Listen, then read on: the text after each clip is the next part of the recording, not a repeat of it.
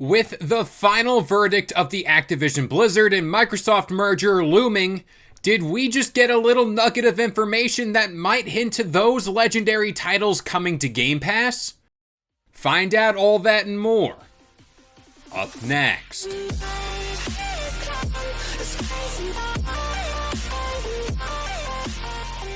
What up, guys? This is Kalo, and I'm here to give you the lowdown on all things gaming.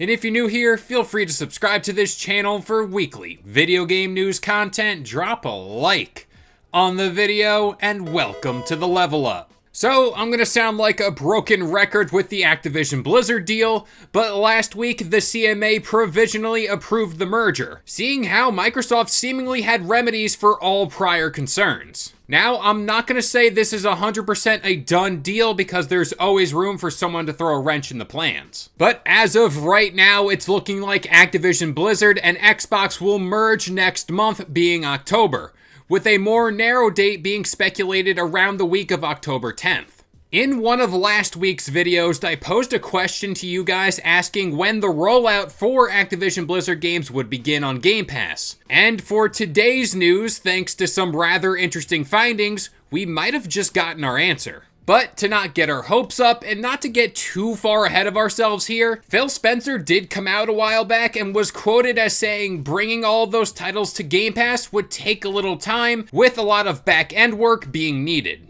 So if you do have Game Pass and we reach that date where the deal does get approved, don't expect to hop on your Xbox and see all of those games on Game Pass right away. But over the weekend, some players specifically located in Brazil were trying to download Call of Duty Black Ops 2, but were greeted with this here message. Quote, "You received this item for free with your gaming subscription. Continue to check out and use it forever."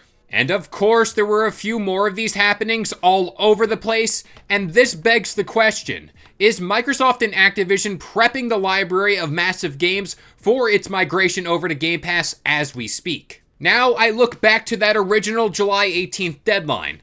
This is where a bunch of Call of Duty games were seemingly optimized for the Xbox. And a bunch of their online servers were magically just back up and running, which did see an uptick of players flocking back to those games. Now, could this all be a coincidence? Of course, especially with all the many twists and turns this case has taken over the past year. But at the same time, it's pretty easy to see how fans could speculate on all of this since it's so close to yet another deadline. Personally, I would remain at ease at least for now.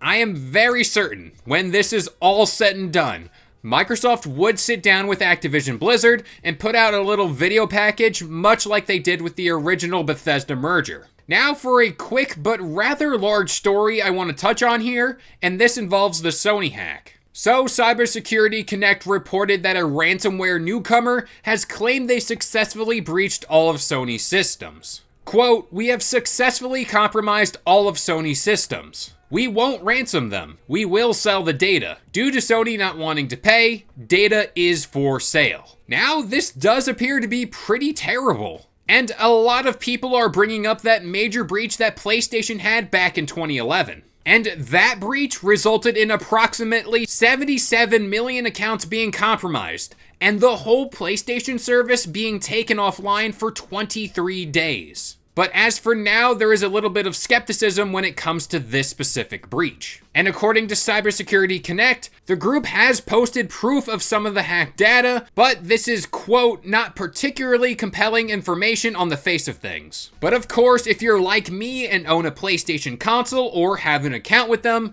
I always advise logging in and turning on two-factor authentication and changing your passwords just to be on the safe side. But with all that being said, I'm going to pass this question off to you guys. Which of these Activision Blizzard titles are you most excited to play off Game Pass? For me, it's pretty easy. Yeah, you can have Call of Duty and all that, but I'm looking forward to playing some Spyro and Crash Bandicoot. But that about does it here. I've been Kalo. I gave you the lowdown on all things gaming, and if you're new here, feel free to subscribe to this channel for weekly video game news content. Drop a like on the video, and this has been the Level Up.